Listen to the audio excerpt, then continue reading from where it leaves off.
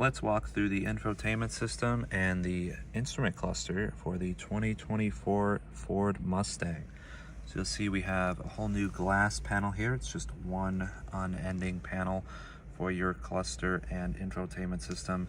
We have the latest sync system on board, and the really cool part is Unreal Engine for the My Mustang part of this whole deal, which is definitely the coolest part of this infotainment system. You can see right off the bat we have a custom exhaust mode.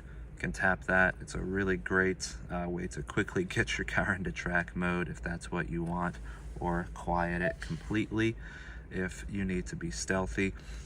Now, Ford has designed some really neat track apps along with gauges that you can customize here. So you can get up to 5 gauges on this screen right here.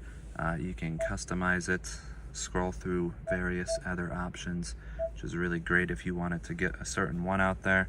You can also simplify it and just do 3 gauges up there, so that makes it easier to peruse. In addition to that, you have the My Color option, which allows you to change the color of the gauges and the infotainment system theme. You can see it's set to orange right now. That's really neat. And additionally, you can individually customize the cluster theme here. So right now I have it matched to the drive mode, but you can pick any number of these various themes, even a calm or the fox body, which is my personal favorite. So now that we're talking about this really neat gauge cluster, let's look at it right here. You can see this is the fox body theme in front of us. Super neat look with the white backed gauges.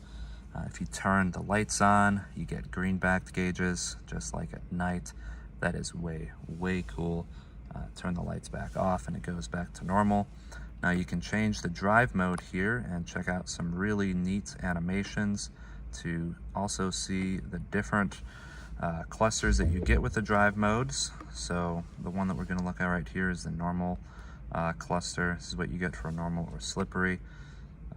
Keep toggling through them. Both track and drag strip have the same look. Just get a massive tachometer that lets you know where red line is. It's otherwise very simplified. And the last one we'll look at here is Sport, which is a fairly highly designed one. I personally prefer a regular tach, but this is a pretty neat looking instrument cluster otherwise.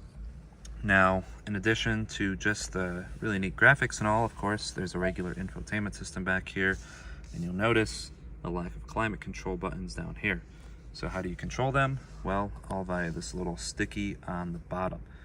You'll notice everything that you might want at a quick toggle is right there. But how do you change what direction the air is coming from? Well, right here via that button. This brings up a little menu where you can individually change the direction of the air with this fairly large animation. You can turn it all off as well, and then tuck that little menu away. Of course, you just have the normal sync map. You have audio, of course, if you want the radio. You can do a bunch of presets. Now, of course, there's no 1, 2, 3, 4, 5 button down there, so you have to go into the system for that, but it does indeed exist.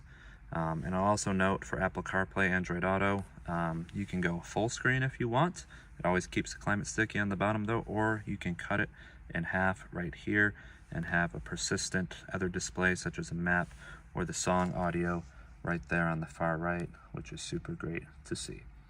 And that right there is the new Mustang's infotainment system and gauge cluster.